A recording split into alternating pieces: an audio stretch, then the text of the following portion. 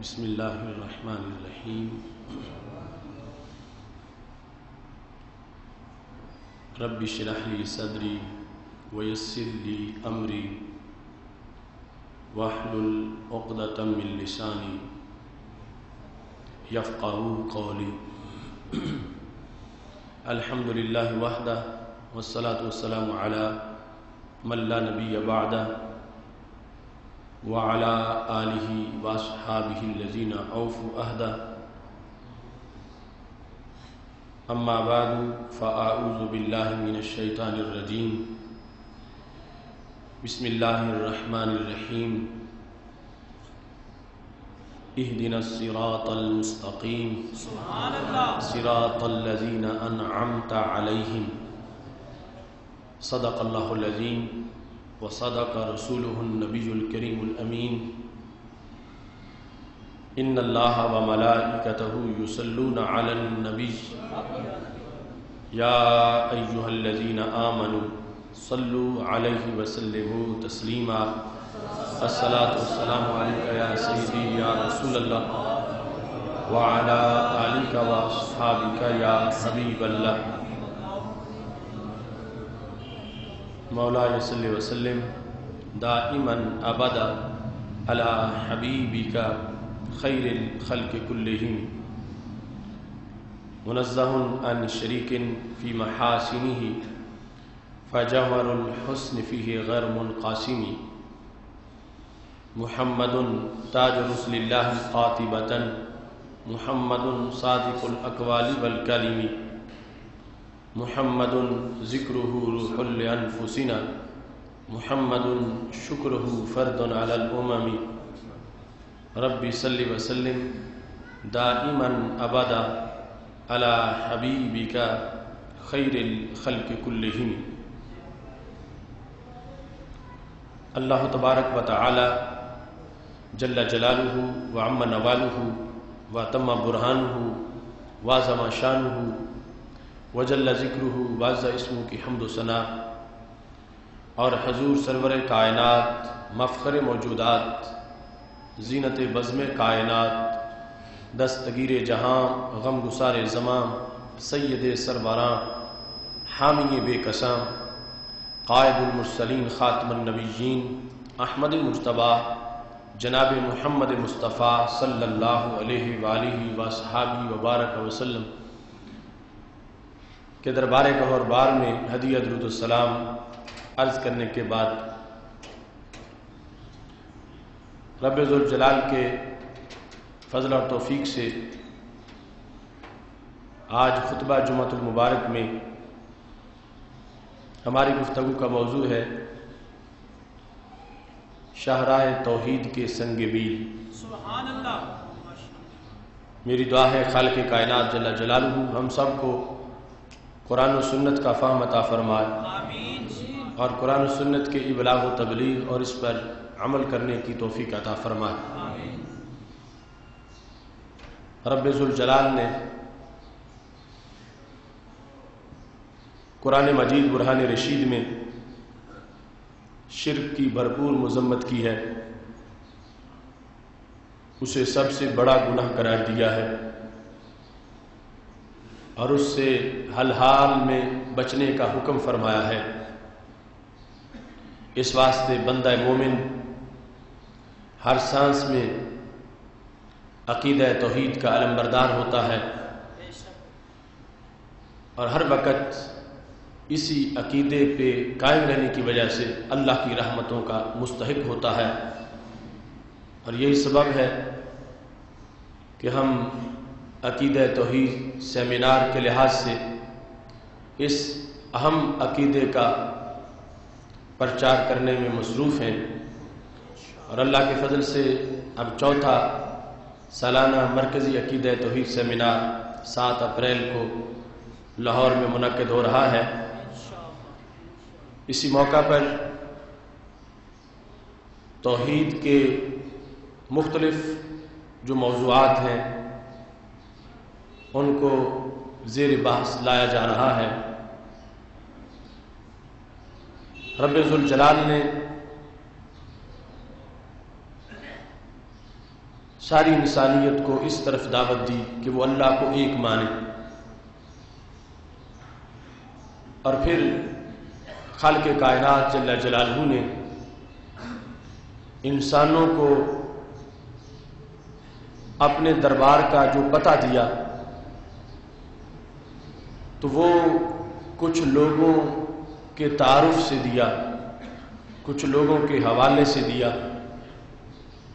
منزل اسی کی ذات ہے اور ہر ایک کے لیے اس کی ذات تک رسائی اس کی کامیابی کی دلیل ہے، اور خالق کائنات جل جلالہ نے اپنے طرف آنے والے راستے کو دین اسلام سے تعبیر کیا اور اپنے بندوں کو اس کا سنگ میل بنایا ہے، اور اپنے راستے کو اپنے مقبول بندوں کے نام سے موسوم کیا ہے۔ یقیناً صراط مستقیم سیدھا راستہ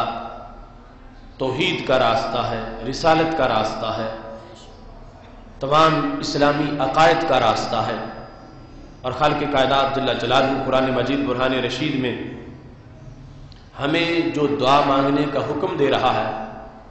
تو ان دعاؤں میں سے ایک دعا سورہ فاتحہ میں جو ہمیں بتائی ہے وہ یہ ہے کہ ہم اللہ سے کہیں اہدنا الصراط المستقیم، ہمیں سیدھی راہ چلا، صراط مستقیم کی ہدایت عطا فرما۔ وہ صراط مستقیم کون سا راستہ ہے، کس کا راستہ؟ تو خالق کائنات فرماتا صراط الذین انعمت علیہم، ان لوگوں کا راستہ ہے اے اللہ جن پہ تو نے اپنا انعام کیا ہے۔ تو رب ذوالجلال نے اپنے راستے کو اپنے بندوں کے نام سے تعبیر کیا، اپنے راستے کو اپنے محبوبوں کا راستہ قرار دیا، اپنے راستے کو انعام یافتہ لوگوں کا راستہ قرار دیا۔ حالانکہ یہ بھی ہو سکتا تھا کہ دعا کا حکم ہمیں یوں دیا جاتا اہدنا الصراط المستقیم، اے اللہ ہمیں سیدھی راہ چلا۔ کون سی سیدھی راہ؟ آگے ہوتا صراطک، اے اللہ جو تیری راہ، یا ہوتا صراط اللہ جو اللہ کی راہ، یا اللہ فرماتا صراطی جو میری راہ۔ لیکن اس مقام پر رب ذوالجلال نے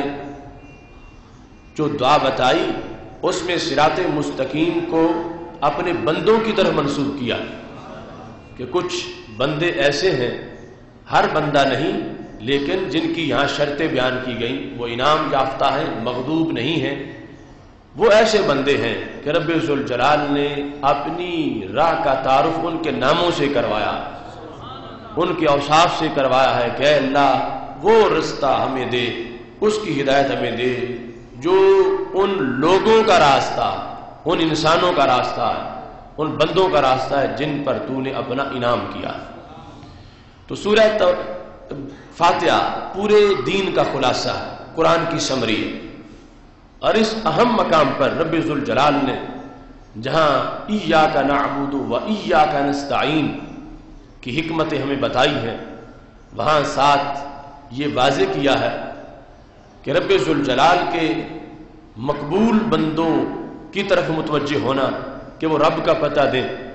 یہ غیر اللہ کی طرف جانا نہیں ہے، اور رب ذوالجلال کے مقبول بندوں کی یاد یہ غیر اللہ کی یاد نہیں ہے، چونکہ جب رب ذوالجلال نے حکم ہی دیا کہ نماز میں بھی تم نے مجھ سے دعا مانگتے وقت ان کے حوالے سے دعا مانگنی ہے کہ راستہ ان لوگوں کا جن پر تو نے انعام کیا، تو پتہ چلا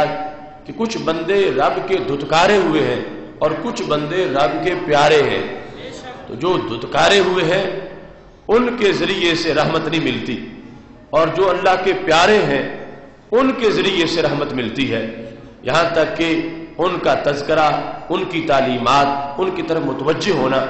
یہ انسان کو رب سے دور نہیں کرتا بلکہ اللہ کے قریب کرتا۔ دوسرے مقام پر خالق کائنات فرماتا واتبع سبیل من اناب الی، یہ قرآن مجید میں حکم ہے کہ تو پیروی کر اس کے راستے کی جو میری طرف جھک گیا، جو میرا بن گیا،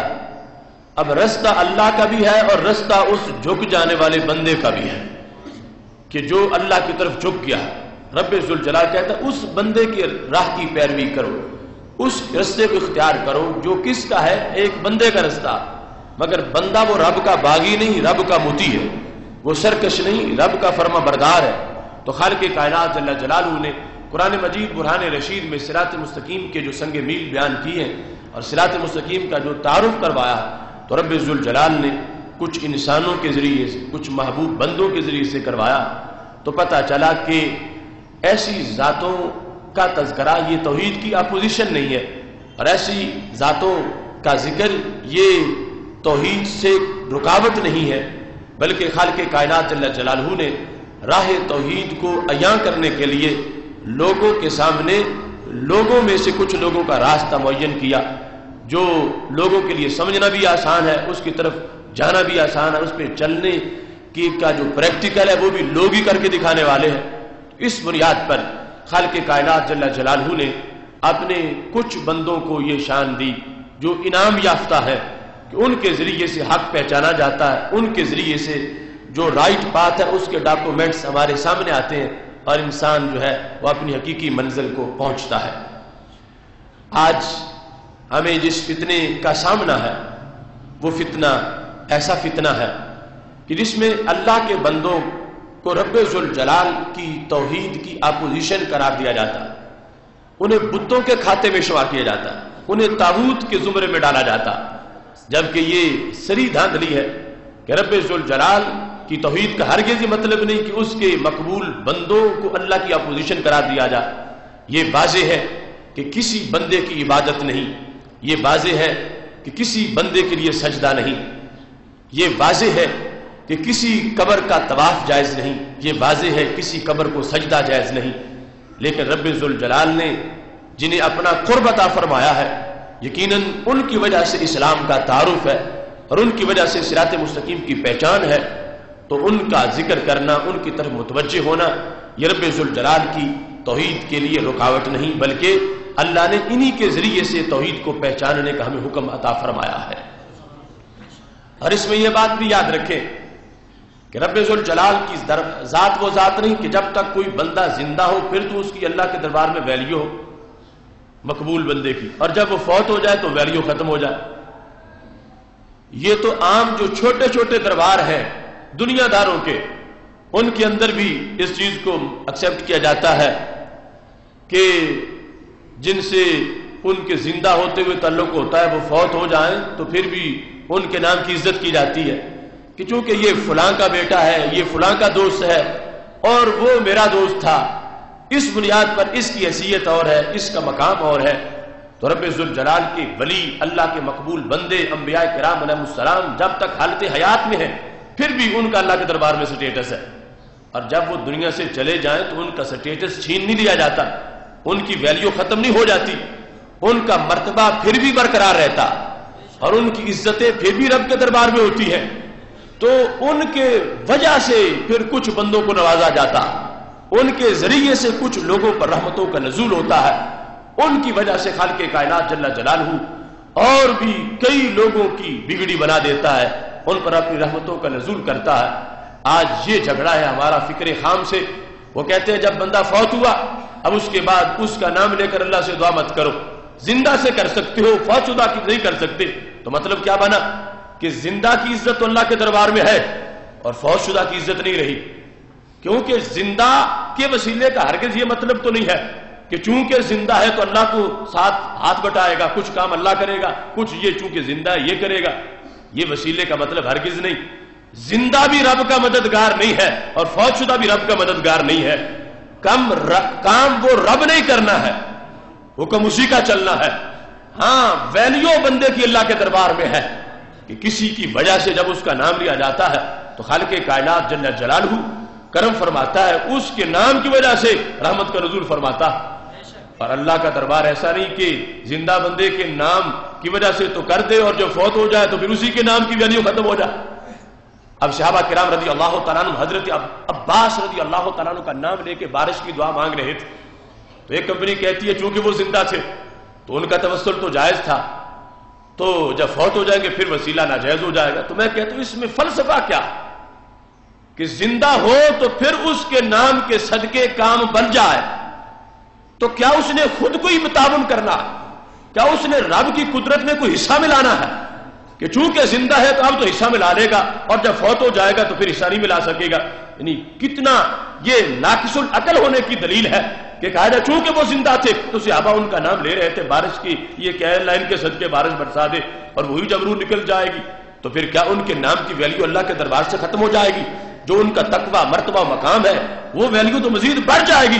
تو پتہ چلا کہ اللہ اپنے مقبول بندوں کی وجہ سے اوروں کی پر بھی فضل فرماتا ہے، اور ان مقبولوں کا رب کے دربار میں جو مرتبہ ہے ان کی ظاہری حیات میں بھی مرتبہ ہے، بعد از وصال بھی مرتبہ ہے. یہ شرق و غرب تک کوئی اس دلیل کا جواب نہیں دے سکتا. رب کے ساتھ یعنی زندوں کا وسیلہ جائز قرار دینے والے کیا یہ کہیں گے کہ زندہ چونکہ زندہ ہے اور اب مدد کر سکتے ہیں تو پھر کام بن جائے گا، چونکہ زندہ ہے اور بعد از وصال چونکہ فوت ہو چکے ہیں تو پھر اب وسیلہ ناجائز ہو جائے گا؟ ہم کہتے ہیں زندہ ہو یا فوت شدہ ہو رب کو کسی کی حاجت نہیں، رب کسی کا محتاج نہیں. اللہ نے کام خود ہی کرنا ہے، مگر وہ دیکھتا ہے محبوبوں کی وجہ سے اوروں کو بھی کرم فرما دیتا ہے. یہ اس کے جو محبوب ہیں ان کا مرتبہ اس کا دونوں حالتوں میں ہے، جب تک زمین پہ ہو پھر بھی مرتبہ ہے، جب اس کے پاس چلے جائے پھر بھی مرتبہ ہے. آج اس سلسلہ میں جو دوسری فکر ہے اس کی بنیاد پر لوگوں نے ساری دشمنی توحید کا موضوع بیان کرتے ہوئے اس کو قبروں پر مرتکز کر دیا. قبروں کو بت کہا، قبروں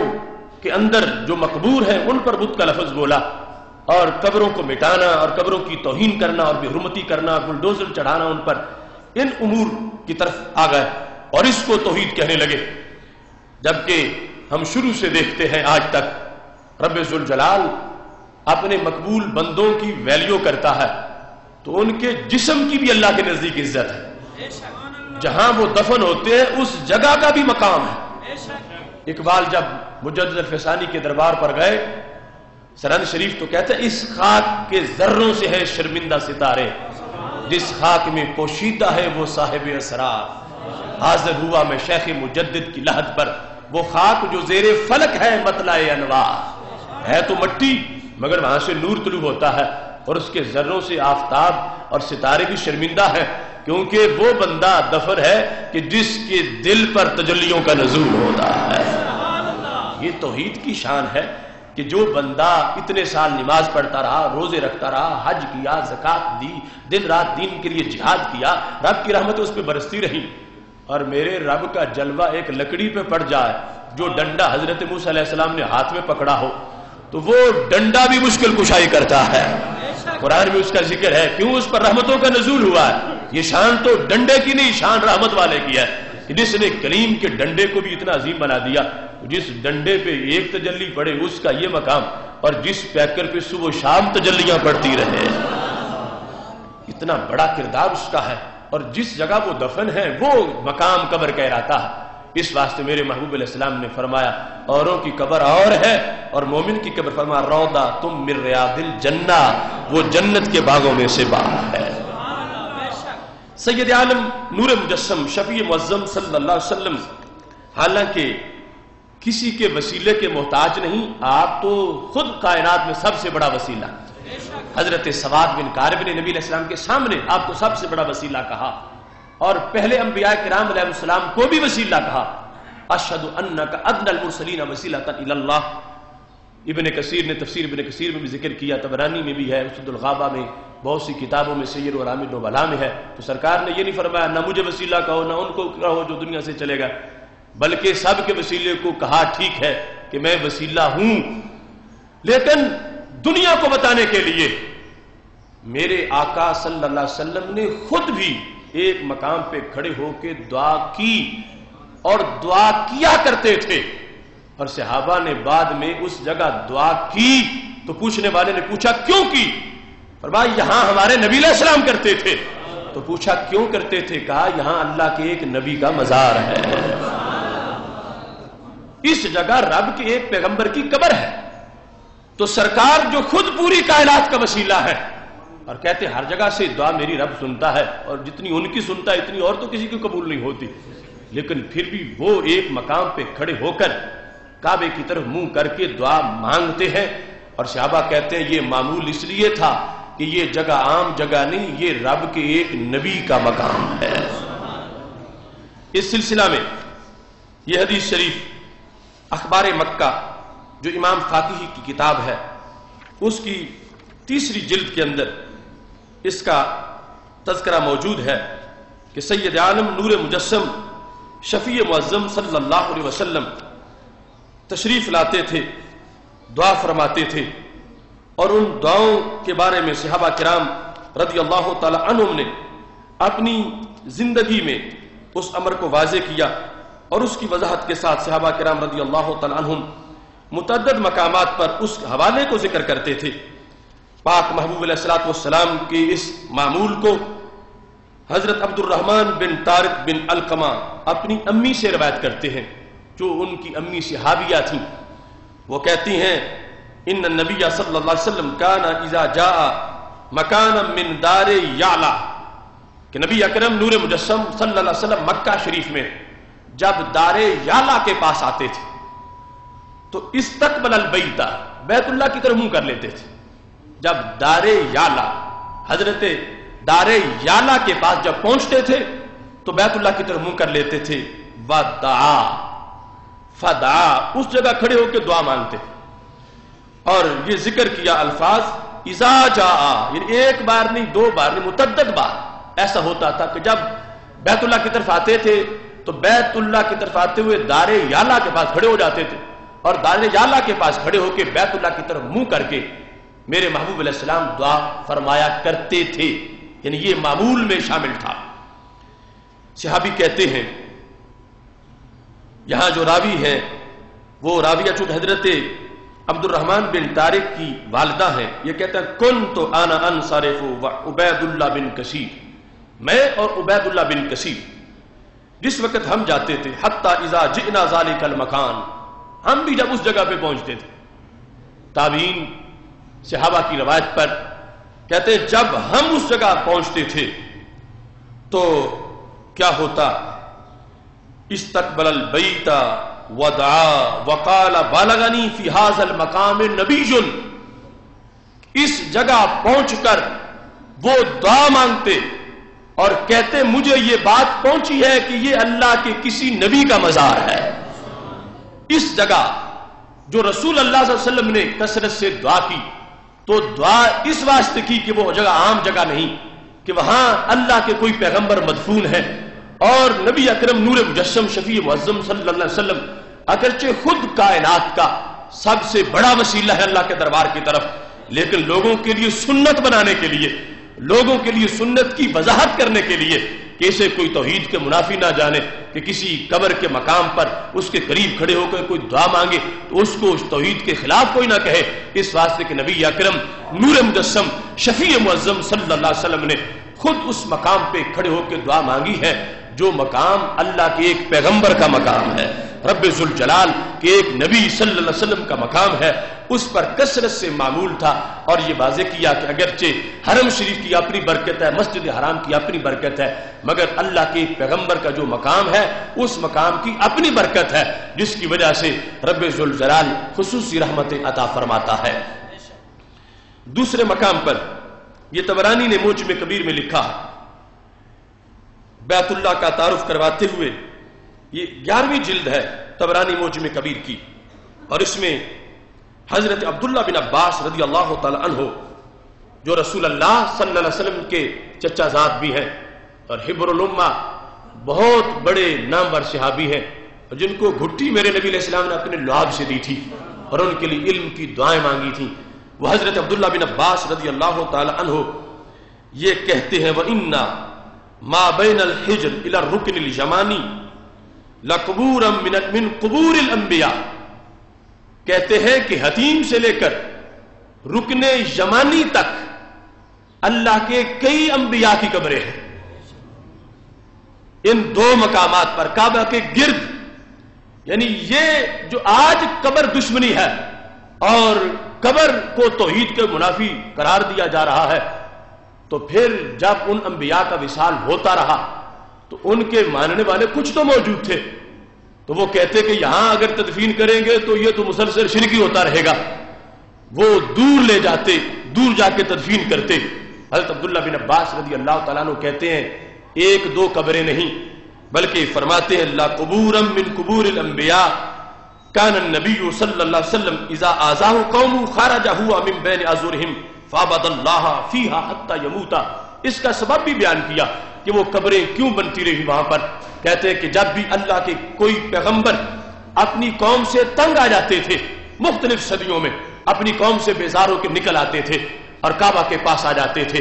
اور کعبۃ اللہ کے پاس وہ اللہ کی عبادت کرتے رہتے تھے۔ فعبد اللہ فیہا، اس مقام پر وہ اللہ کی عبادت کرتے تھے، حتی یموتا، یہاں تک کہ وہی ان کا وصال ہو جاتا تھا اور وہی ان کی قبور بنتی رہی۔ اس بنیاد پر آج جو فتوے دے رہے ہیں کچھ لوگ کہ مسجد نبوی شریف سے معاذ اللہ رسول اللہ صلی اللہ علیہ وسلم کی قبر کو منتقل کر دیا جائے، روضہ پاک کو منتقل کیا جائے، قبر پرنور کو منتقل کیا جائے، ایسے باقاعدہ وہاں پر ذہن تیار کیے جا رہے ہیں۔ کہا جا رہا ہے کہ مسجد میں قبر ہوگی تو یہ توحید کے منافی ہے، تو یہ کتنی غلط اور گندی سوچ ہے۔ سید عالم نور مجسم شفیع معظم صلی اللہ علیہ وسلم کے لیے اس جگہ کا انتخاب رب ذوالجلال کی طرف سے تھا، اور یہ میرے نبی علیہ السلام فرما کے گئے تھے حضرت صدیق اکبر رضی اللہ تعالیٰ عنہ کو، جب پہلا مسئلہ امت کا پیش آیا کہ اب محبوب دنیا سے چلے گئے تو تدفین کس مقام پر ہوگی، کیا مسجد اقصی میں لے جائیں یا مسجد حرام میں لے جائیں یا یہیں پہ تدفین ہوگی؟ تو حضرت صدیق اکبر رضی اللہ تعالیٰ عنہ کے فیصلے پر یہ بات طے ہوئی۔ فرمایا میں نے خود نبی علیہ السلام سے یہ سنا تھا کہ اللہ کے پیغمبر کی جہاں روح نکلتی ہے وہی اس کا مزار ہوتا ہے۔ تو اس واسطے یہ حجرہ عائشہ صدیقہ رضی اللہ تعالیٰ عنہ، اسی میں روضہ پاک ہے، یہی آخری آرام گاہ ہے۔ اب اس کے خلاف آج کے کچھ نام نہاد مفتی لکھنے پہ تلے ہوئے ہیں، اور جبکہ یہ پرانا تسلسل کہاں تک مسجد حرام کے اور کعبۃ اللہ کی دیوار کے ساتھ کے بارے میں حضرت عبداللہ بن عباس رضی اللہ تعالیٰ عنہ، یہ طبرانی کی معجم کبیر کی یہ جلد نمبر 11 ہے، جس کے اندر یہ واضح طور پر الفاظ موجود ہیں، جس میں یہ کہا کہ وہ انبیاء علیہ السلام چونکہ ماحول سے بالکل منقطع ہو جاتے تھے، اپنی امتوں کو چھوڑ کر جو بات نہیں مانتی تھی باغی ہو جاتی تھی، ادھر نکل آتے تھے، یہی دن رات رہتے تھے، بندگی کرتے رہتے تھے، اور پھر یہی وصال ہو جاتا تھا۔ اور جو شروع سے قانون قدرت ہے کہ رب کے پیغمبر کا جہاں وصال ہوتا ہے وہیں ان کی تدفین ہوتی ہے، اس بنیاد پہ وہ قبریں بنتی رہیں، اور اللہ کی حکمت یہ بول رہی تھی کہ کبھی بھی میری توحید کی آڑ میں قبروں کا دشمنی نہ کی جائے۔ اگر یہ رب کی اپوزیشن ہوتی تو ہرگز خانہ کعبہ کی دیوار کے ساتھ ان قبروں کی جگہ نہ بنتی۔ رب ذوالجلال نے اس حکمت کو واضح کیا کہ جن کے ناموں پر صراط مستقیم ہے، جن کی وجہ سے اللہ کے رستے کا تعارف ہے اور جن کی وجہ سے توحید پھیلی ہے، یقیناً ان کے ناموں کی برکت کائنات میں تقسیم ہوتی ہے، اور خالق کائنات جل جلالہ نے ان کو وہاں خصوصی قرب میں دنیا کے لحاظ سے بھی وہ مقام عطا فرمایا ہے۔ سید عالم نور مجسم شفیع معظم صلی اللہ علیہ وسلم کے اس مقدس دین کے اندر ان قبور کی جو حیثیت ہے توسل اور وسیلہ کے لحاظ، وہ ایک طے شدہ حقیقت ہے۔ اب ظاہر ہے کہ ہم ہمیشہ کہتے آئے ہیں، اور ہمارے اسلاف بھی، اور صوفہ سے لے کر آج تک، کسی قبر کا طواف جائز نہیں، کسی قبر کو سجدہ جائز نہیں، لیکن قبر مرکز برکات ہے، قبر روضۃ من ریاض الجنہ ہے، اور قبر فرشتوں کے نزول کا اڈا ہے، اور قبر روحانیت کا مرکز ہے، اور وہ عام جگہوں کے مقابلے میں اس کی خصوصیت ہے، چونکہ عام جگہ کو روضۃ من ریاض الجنہ نہیں کہا گیا اور قبر کو روضۃ من ریاض الجنہ کہا گیا ہے۔ عام جگہ وہ تجلیات والے بدن نہیں جو اس قبر کی جگہ پر ہے جہاں کوئی محور تجلیات مدفون ہوتا ہے۔ اس بنیاد پر ان کی عزت، ان کا ادب، ان کا احترام اور ان کی عظمت جو اللہ کے دربار میں ہے وہ ہرگز توحید کے منافی نہیں ہے، بلکہ توحید پرست قبروں کی عظمت کا ہمیشہ حوالہ دیتے رہے۔ اس سلسلہ میں جس وقت حضرت سیدنا بلال رضی اللہ تعالی عنہ پر تشدد ہو رہا تھا، اور آپ کا وہ مالک جو آپ کا خریدار تھا، آقا تھا، وہ آپ پہ تشدد کرتا تھا، آپ احد احد کی صدائیں بلند کرتے تھے۔ امام ابن اسیر نے النہایہ کی پہلی جلد میں لکھا ہے کہ حضرت ورقہ بن نوفل رضی اللہ تعالیٰ عنہ یہ چونکہ مسلمان ہیں، ان کے بارے میں مستدرک للحاکم میں ہمارے نبی علیہ السلام کا فرمان موجود ہے، یہ مستدرک کی تیسری جلد ہے، اس کے اندر محبوب علیہ السلام کا یہ فرمان 509 صفحے پر ہے، حدیث نمبر 4267 ہے۔ فرمایا لا تسبوا ورقہ، کوئی ورقہ بن نوفل کو گالی مت دے، کیوں؟ فرمایا فإنی رأیت لہ جنتا او جنتین، میں نے ورقہ کے لیے 2 جنتیں یا 1 جنت کو دیکھا ہے۔ سرکار نے فرمایا میں گواہ ہوں کہ ورقہ کو 1 یا 2 جنتیں ضرور ملیں گی، جنتن او جنتین۔ تو ورقہ بن نوفل کسی بت پرست کا نام نہیں، سرکار دو عالم صلی اللہ علیہ وسلم نے ورقہ بن نوفل کی توحیدی حیثیت کو بیان کیا اور پھر ان کی کامیابی کے لحاظ سے فرمایا جنت یا جنتین۔ اور حدیث میں یہاں پر امام حاکم نے لکھا ہے صحیح علی شرط شیخین، یہ بخاری کی شرط پر ہے، یہ حدیث مسلم کی شرط پر ہے، جس میں رسول اللہ صلی اللہ علیہ وسلم حضرت ورقہ بن نوفل کے جنتی ہونے کا اعلان کر رہے ہیں۔ تو ورقہ بن نوفل کا عقیدہ کیا تھا؟ کہا جاتا ہے،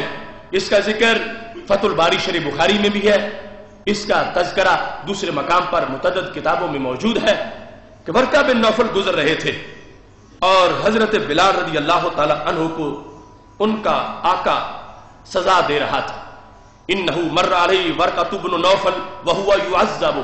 حضرت بلال کو تکلیف دی جا رہی تھی اور ورقہ بن نوفل کا وہاں سے گزر ہو رہا تھا۔ تو وہ چونکہ جو رائج تھا دستور اس وقت کہ جس کا کوئی آقا ہے، مالک ہے، وہ جو چاہتا تھا کرتا رہتا تھا، ورقہ بن نوفل کو غصہ بڑھایا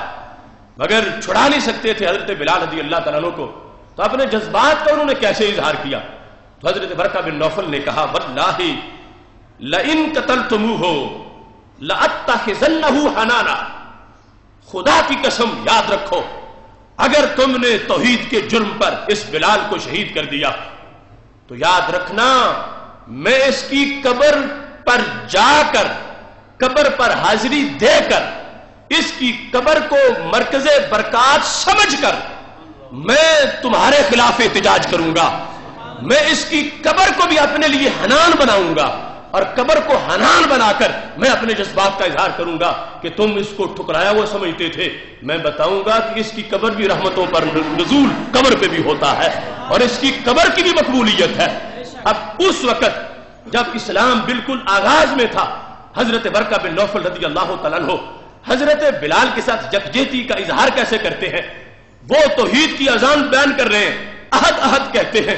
مالک ان کا سزا دیتا ہے، ورقہ بن نوفل چھڑا نہیں سکتے، بوڑھا انسان ہے، اور کہتے کیا ہے واللہ لئن قتلتموہ، اگر تم نے بلال کو شہید کر دیا لاتخذنہ حنانا، میں ان کی قبر پہ حاضری دے کے برکت کے حصول کے لیے تمہارے خلاف آواز بلند کروں گا کہ تم سمجھتے تھے کہ یہ بندہ ٹکرایا ہوا ہے، اس کی تو قبر سے بھی رحمتوں کی خوشبو آتی ہے۔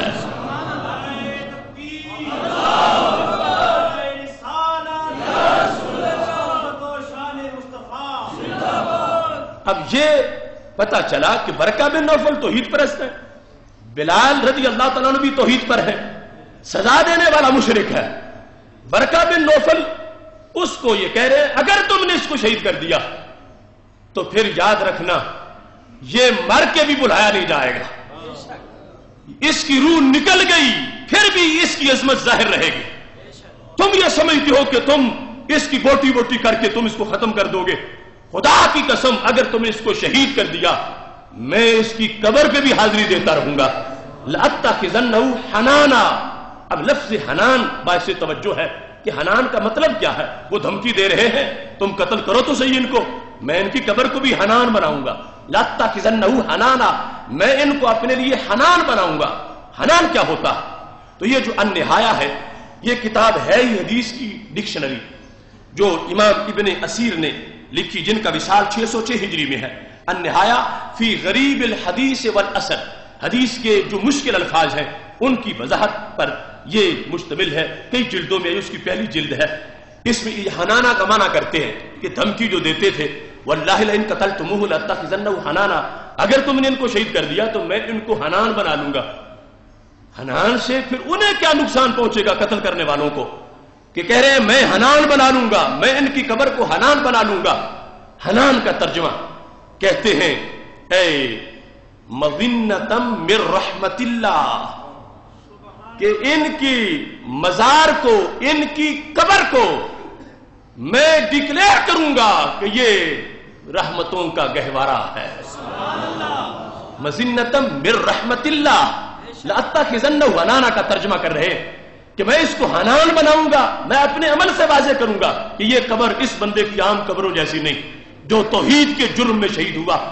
اس کی قبر عام قبروں جیسی نہیں جیسے مشرکین مکہ کی قبریں ہیں، اس کی قبر ویسی نہیں، اس کی قبر کیسی ہے؟ رحمتوں کا مرکز ہے۔ میں یہ اعلان کروں گا، لوگوں کو بتاؤں گا کہ لوگوں بلال کی قبر پہ جاؤ، بلال کی قبر پہ جاؤ، کیوں؟ وہ توحید کی خاطر شہید ہوئے ہیں، ان کی قبر پر بھی رحمتوں کا نزول ہوتا ہے۔ تو مشرکو یاد رکھو، تم بلال کو مٹا نہیں سکو گے، ان کی قبر بھی تمہاری چھاتی پہ مونگ ڈلتی رہے گی، کیونکہ قبر پہ لوگوں کا رش ہوگا، قبر پہ لوگ حاضری دیں گے، اور قبر پر جا کر بھی لوگ تمہارے نظریے کو مسترد کریں گے، تمہارے ظلم کے خلاف احتجاج کریں گے، اس واسطے کہ تم جس کو ختم کرنا چاہتے ہو اس کی قبر بھی لوگوں میں اپنی دھوم مچائے رکھے گی۔ لأتخذنہ،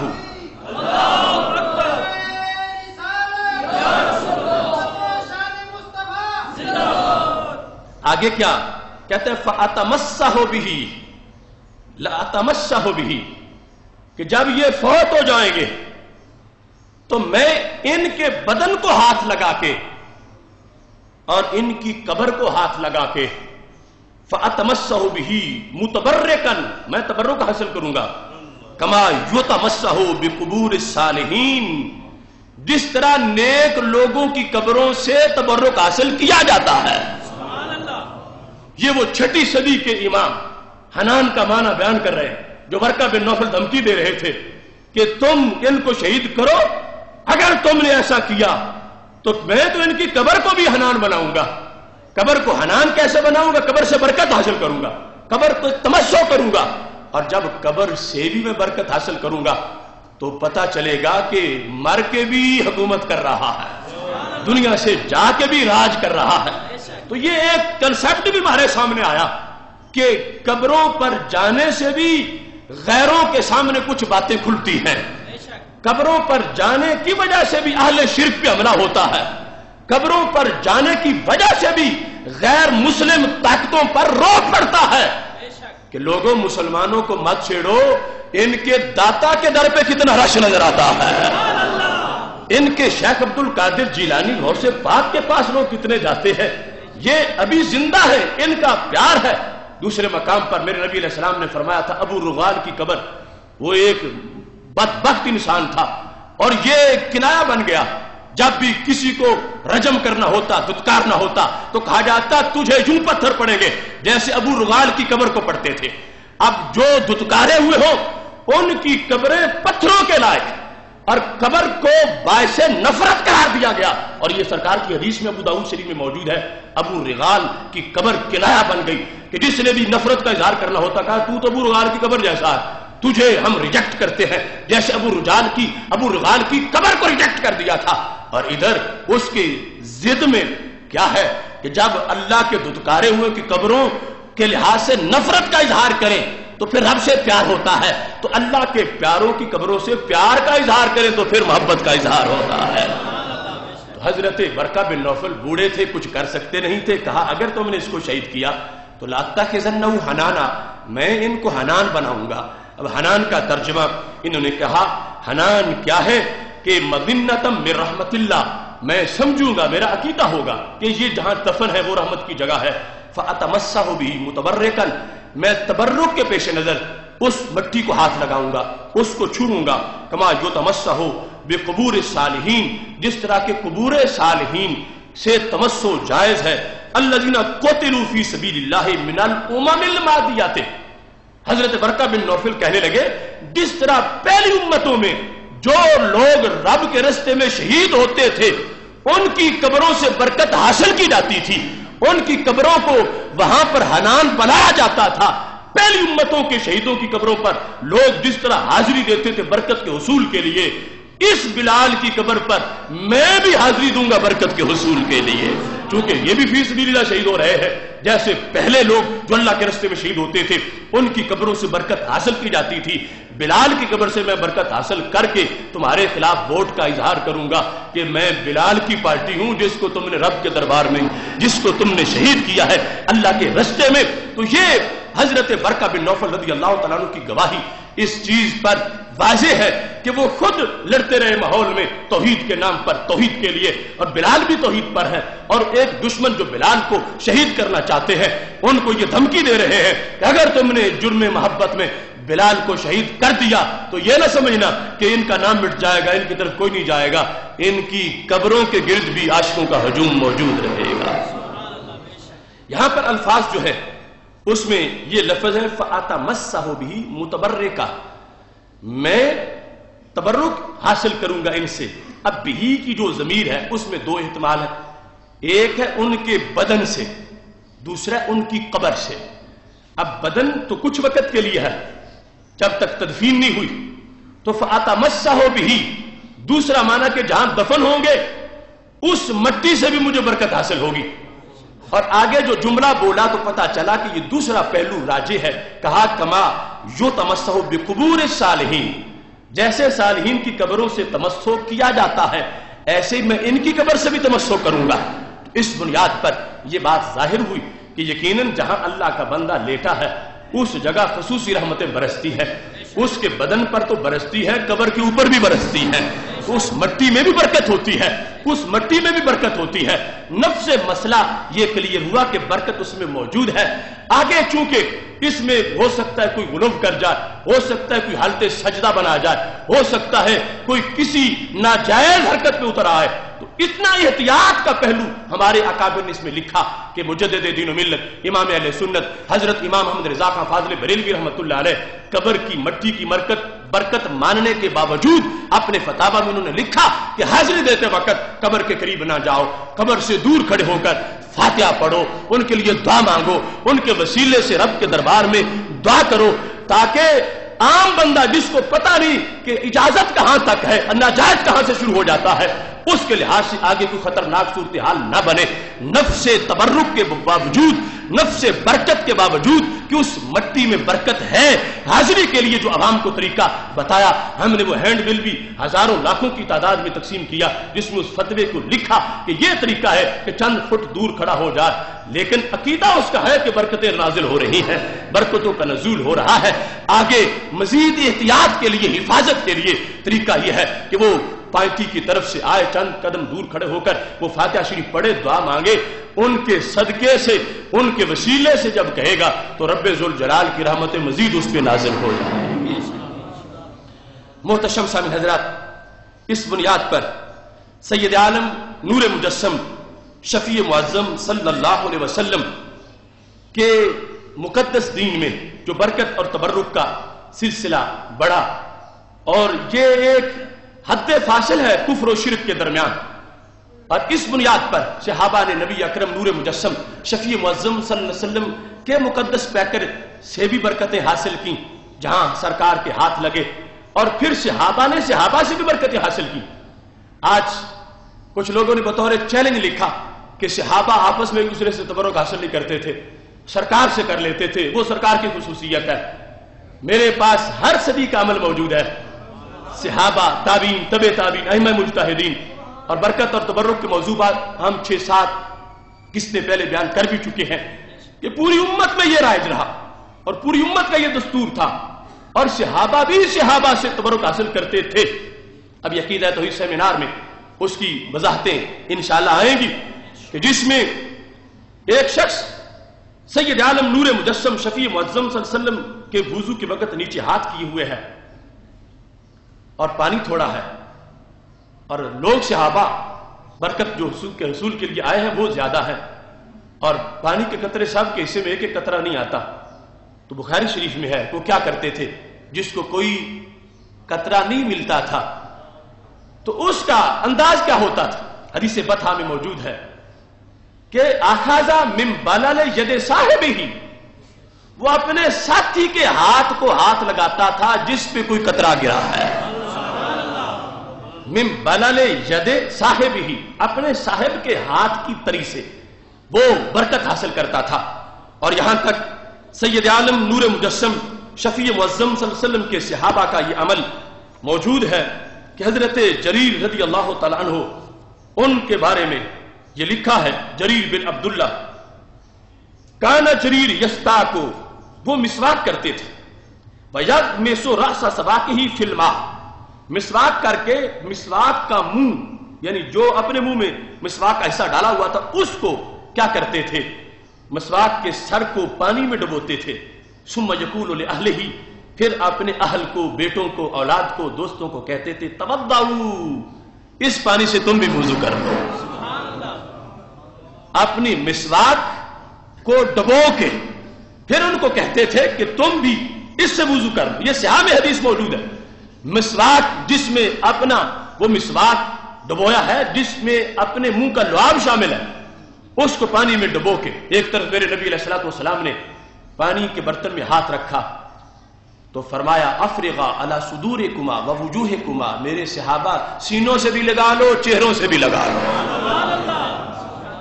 وہ بھی بخاری شریف میں ہے. اور یہاں صحابی آگے کہہ رہے ہیں مسواک اپنا ڈبو کے کہتے ہیں اب تم اس سے وضو کر لو. اور سید عالم نور مجسم شفیع معظم صلی اللہ علیہ وسلم کے صحابہ کرام رضی اللہ تعالیٰ عنہم، ان کا یہ عقیدہ دلائل النبوہ امام بہقی جو لکھی ہے جنہوں نے، اس کی 6 جلد میں موجود ہے کہ نبی اکرم نور مجسم شفیع معظم صلی اللہ علیہ وسلم کے پاس ایک چھوٹے سے صحابی آئے. پاک محبوب علیہ الصلوۃ والسلام نے ان کا ہاتھ پکڑا. حضرت حنظلہ رضی اللہ تعالیٰ عنہ ان کا نام ہے. حضرت حنظلہ نے کہا یا غلام، اے بیٹے. غلام کا لفظ عربی زبان میں اس معنی میں اکثر مقامات پر استعمال نہیں ہوتا، کہیں کہیں ہوتا ہے. اکثر جو رائج ہے وہ غلام اس معنی میں نہیں جس کو ہم غلام کہتے ہیں کہ جو کسی کا زر خرید ہو، بلکہ غلام بچے کو کہا جاتا ہے،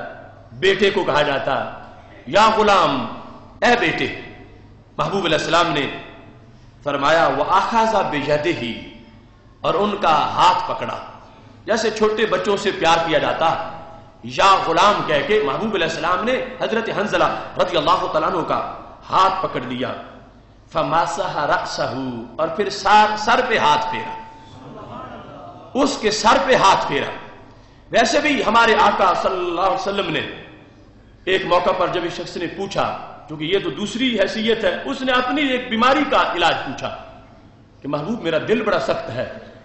تو اس کو نرم کرنے کا کوئی طریقہ بتاؤ. فرمایا امسح رأس الیتیم، یتیم کے سر پہ ہاتھ پھیرو، جتنے بالوں سے ہاتھ گزرے گا اتنے گناہ جھڑ جائیں گے، اسے بھی سہارا ملے گا، یتیم کو کام اس کا بھی ہو جائے گا. جو ہاتھ پھیر رہا ہے کس کا دل نرم ہو جائے گا. اور یہاں دوسری جہت ہے کہ محبوب علیہ الصلوۃ والسلام چونکہ دل نرم ہی نرم ہے، رحمت ہی رحمت ہے، اس بنیاد پر بچہ کسی کا تھا، محبوب نے پیار کرنا شروع کر دیا اور اس کے سر پہ ہاتھ پھیرا. اور ہاتھ پھیرنے کے بعد اسے کیا ملا؟ راوی کہتے ہیں رأیت حنظلۃ یوما، یہ حنظلہ اب آگے مرکز برکات بن گئے. کیسی برکت تھی؟ ان کے ہاتھ سے لوگ برکتیں لیتے تھے، ان سے یہ بھی مرکز برکات بن گئے. صحابہ اس صحابی سے پھر تمسک کرتے ہیں، تمسو کرتے ہیں، ہاتھ رگڑتے ہیں ان کے ساتھ. آج وہ کعبے کی دیوار کے ساتھ کپڑا رگڑ رہا ہو کہتے ہیں مشرک یا حاجی شرک، حرام حرام حرام. تو یہاں ایک صحابی ہیں رضی اللہ تعالیٰ عنہ چھوٹی عمر کے، اور دوسرے صحابہ ان سے آ کے علاج کرواتے ہیں کہ ان کو ایک خصوصیت حاصل ہے. ویسے ایک تو ہر صحابی کو حیثیت حاصل ہے، وہ ہم اس سیمینار میں اس دلیل کو واضح کریں گے. یہ خصوصی مقام ان کو میسر آیا. کیسے؟ صحابی کہتے ہیں رأیت حنظلۃ یوما بالشاة الوارم درعها والبعیر والانسان به الورم فیدخل فی یده ویمسح بصلعته ویقول بسم اللہ علی اثر ید رسول اللہ صلی اللہ علیہ وسلم فیمسحه فیذهب عنہ. راوی کہتے ہیں میں نے کئی بار دیکھا کہ جانور کوئی بیمار ہوتا تھا یا انسان بیمار ہوتا تھا حضرت حنظلہ کے پاس لایا جاتا تھا، یہ ہاتھ پھیرتے تھے، بیماری دور ہو جاتی تھی۔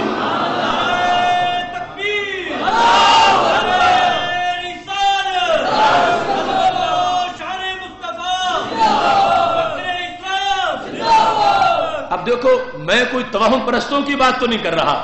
میں تو صحابہ کے دین کی بات کر رہا ہوں، میں تو پہلی صدی کے اسلام کی بات کر رہا ہوں۔ اس وقت یہ امام بہقی نے دلائل النبوہ کی 6 جلد میں اس کو لکھا،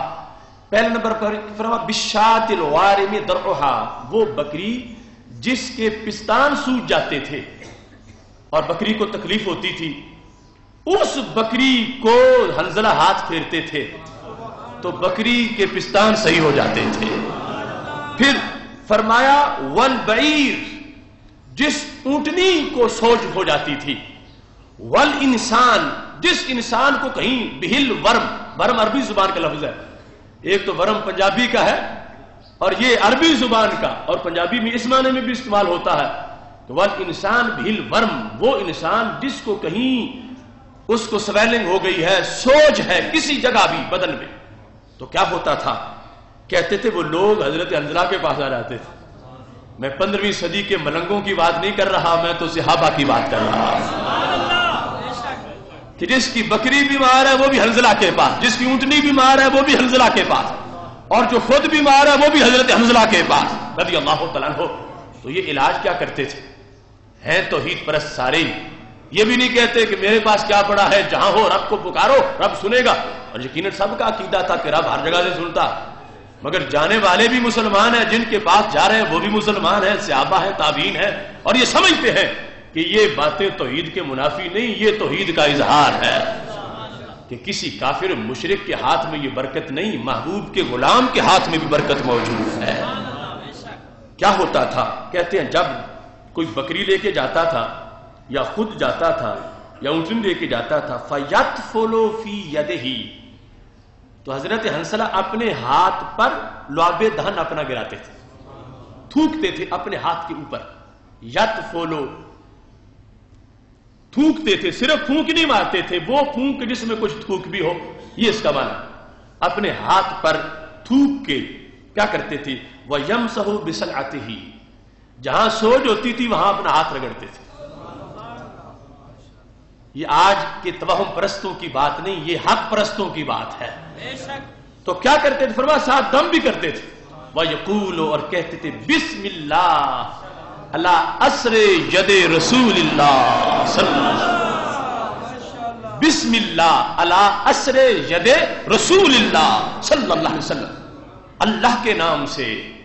اور اللہ کے رسول صلی اللہ علیہ وسلم کے ہاتھ کی دی ہوئی برکت سے، بسم اللہ علی اثر ید رسول اللہ صلی اللہ علیہ وسلم، اللہ کے نام سے اور اللہ کے رسول صلی اللہ علیہ وسلم کے ہاتھ کی دی ہوئی برکت سے میں دم کر رہا ہوں۔ اتنا بولتے تھے، فَيَمْسَحُهُ، ہاتھ پھیرتے تھے، فَيَذْهَبُ عَنْهُ، راوی کہتے ہیں پھیرنے کی دیر ہوتی تھی بیماری ختم ہو جاتی تھی۔ یہ توحید پرست ہیں، یہ پرانا دین ہے، یہ صحابہ کا، صحابی کے ہاتھ سے تمسک ہے، برکت تو نبی علیہ السلام کی ذات سے آئی ہے، اور سید عالم نور مجسم شفیع معظم صلی اللہ علیہ وسلم کے صحابہ جس وقت متوجہ ہیں مشکل کشائی کے لیے، اب جس کو خود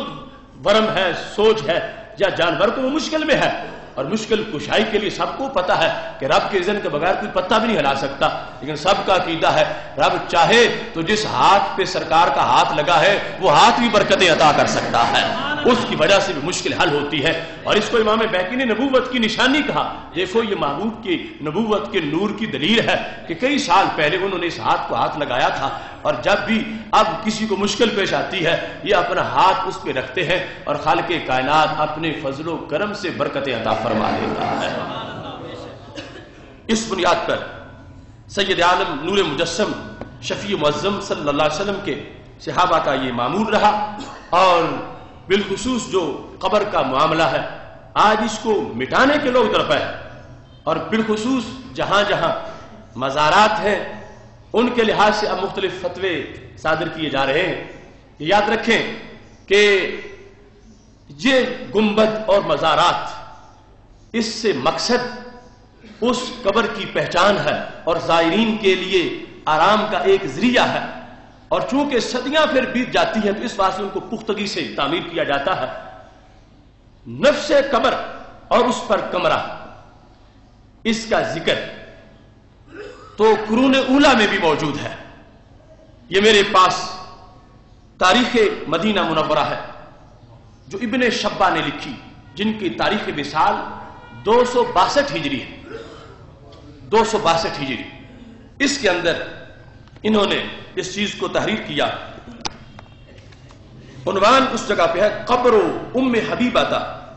زوج النبی صلی اللہ علیہ وسلم رضی اللہ عنہا، ام المومنین حضرت ام حبیبہ رضی اللہ تعالی عنہا کی قبر۔ اس کے تحت یہ لکھتے ہیں سند کے ساتھ کہ یزید بن صائب اپنے دادا سے روایت کرتے ہیں، کہتے ہیں لما حفر عقیل ابن ابی طالب فی دارہ بئرا، کہ جب حضرت عقیل رضی اللہ تعالیٰ عنہ جو حضرت سیدنا علی رضی اللہ تعالیٰ عنہ کے بھائی ہیں، جب انہوں نے اپنے گھر کے اندر کھدائی کی، فی دارہ بئرا، کنواں کھودنا تھا، کنواں کھودنے کے لیے جب حضرت عقیل رضی اللہ تعالیٰ عنہ نے اپنے گھر میں کھدائی کی، وقع علی حجر، تو نیچے سے ایک پتھر نکل آیا، منقوش، جس پر نقش و نگار تھا، مکتوب فیہ، جس پہ لکھا ہوا تھا پتھر کے اوپر کیا؟ قبر ام حبیبہ تھا، کہ یہ حضرت ام حبیبہ کی قبر ہے۔ حضرت ام حبیبہ رضی اللہ تعالی عنہا، پورا نام قبر ام حبیبہ بنت صخر بن حرب، کہ یہ حضرت ام حبیبہ ام المومنین رضی اللہ تعالی عنہا کی قبر ہے۔ فدافن عقیل البئر، تو حضرت عقیل رضی اللہ تعالی عنہ نے وہاں کنواں نکالنے کا ارادہ ترک کر دیا کہ یہاں تو ام المومنین کی قبر ہے، اور اگر یہاں کنواں بنائیں گے تو قبر کی بھی حرمتی ہو جائے گی۔ انہوں نے اس جگہ کو بند کر دیا، وَبَنَا عَلَيْهِ بَيْتًا، اور انہوں نے اس جگہ پہ کمرہ بنا دیا،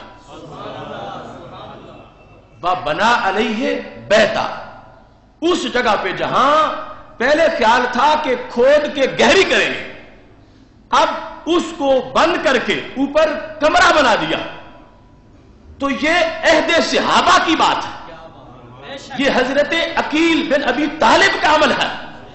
انہوں نے یہ سمجھا کہ ام المومنین کی قبر ہو تو اس کی نشانی برقرار رہنی چاہیے، قبر کی تختی پہ لکھنا، اور پھر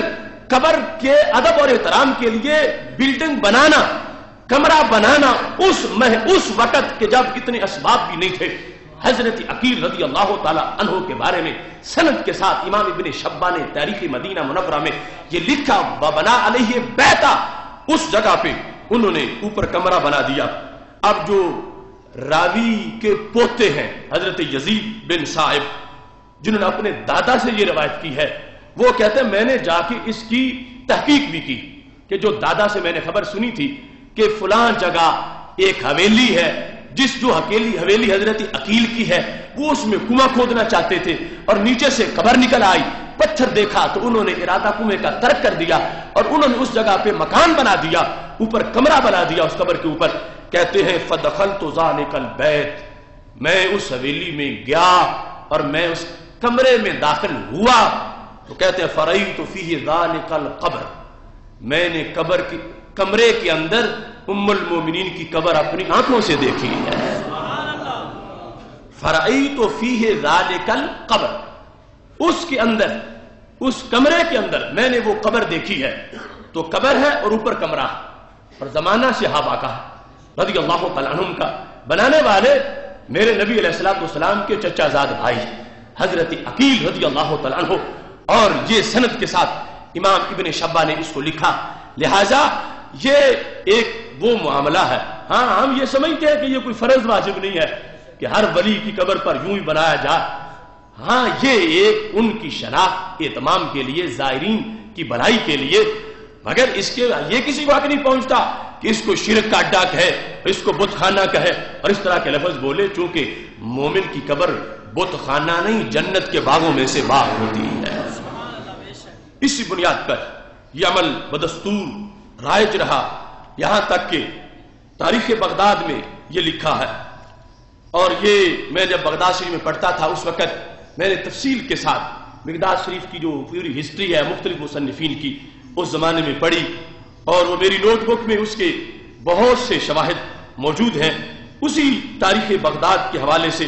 یہ بات آپ کے سامنے بیان کرنا چاہتا ہوں کہ حضرت سیدنا امام شافعی رحمہ اللہ تعالی وہ حضرت امام اعظم ابو حنیفہ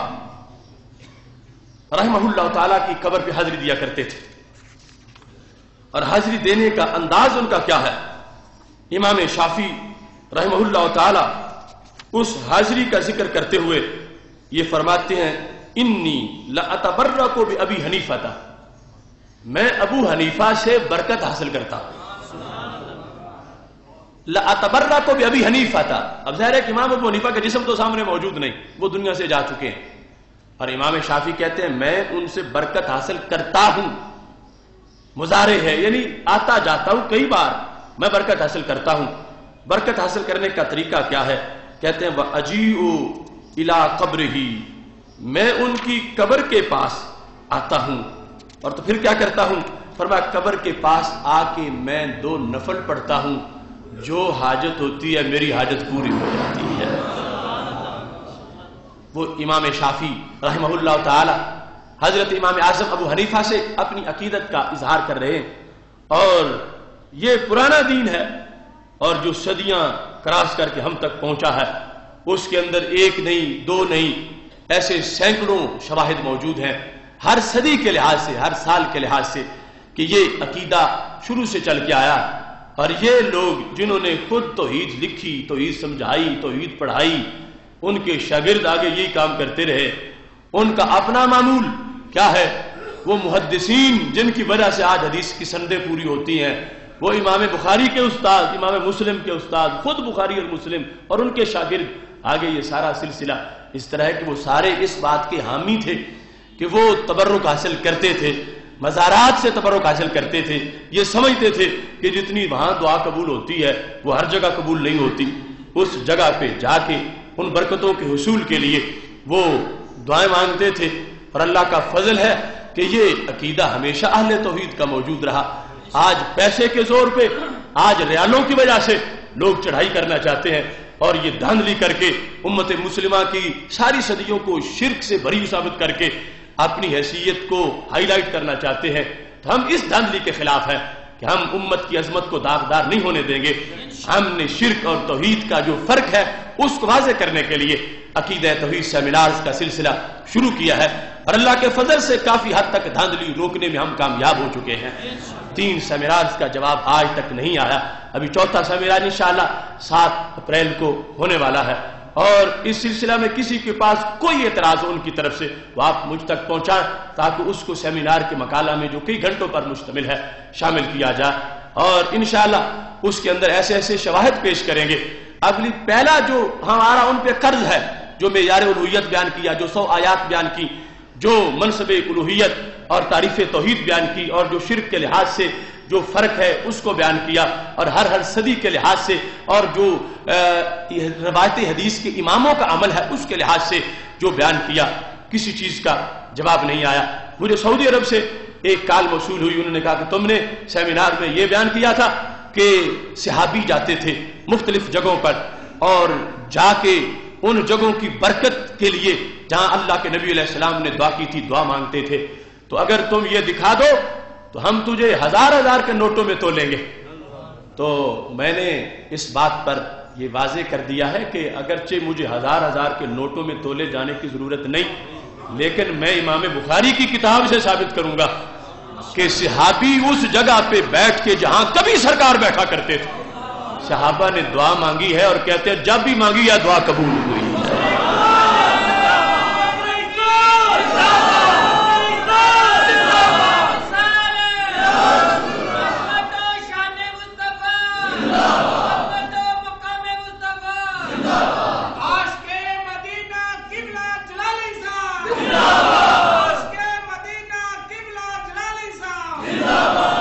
تو اس سے مجھے خوشی بھی ہوئی کہ ہم کہیں صحرا میں نہیں بولتے، کہ جن کو سناتے ہیں وہ سنتے بھی ہیں، اور وہ سمجھتے بھی ہیں، جو ضرب لگاتے ہیں انہیں محسوس ہوتی ہے. اور ہمارا ایک سیمینار ہوتا ہے اور ان کا پورا سال پھر دھواں نکلتا رہتا ہے، اور صرف تانے دے سکتے ہیں، صرف ذاتی طور پر تنقید کر سکتے ہیں، گالیاں دے سکتے ہیں، مگر ان کو یہ پتہ ہی نہیں کہ ہم گالیوں کے لحاظ سے اثر پروف ہیں. ہمیں تو گالیوں کا کوئی اثر ہوتا ہی نہیں ہے. اور ہم جو سمجھتے ہیں کہ یہ ہماری سعادت ہے کہ جو ہمارے محبوبوں کو گالیاں دینا چھوڑ دے، ہمیں گالی دینا شروع کر دے، تو یہ ہماری کامیابی ہے کہ محبوب تو ان سے محفوظ رہیں گے، داتا صاحب تو محفوظ رہیں گے، خواجہ صاحب تو محفوظ رہیں گے، بابا صاحب تو محفوظ رہیں گے، اللہ کے ولی ان کے حملوں سے محفوظ ہو جائیں. ہم پہ ہزاروں حملے کریں کوئی بات نہیں، کہ ہمیں ہماری عزت ہے ہی اسی میں کہ ہم عزت والوں کی عزت پہ پہرا دیتے ہیں. اس واسطے بھرپور طریقے سے اہتمام کیجئے. کسی کا جو اعتراض ہے وہ مجھ تک پہنچائیے، کوشش کیجئے. جتنے دوست دن رات محنت کر رہے ہیں اللہ سب کو اجر عظیم عطا فرمائے. وآخر دعوانا الحمدللہ رب العالمین.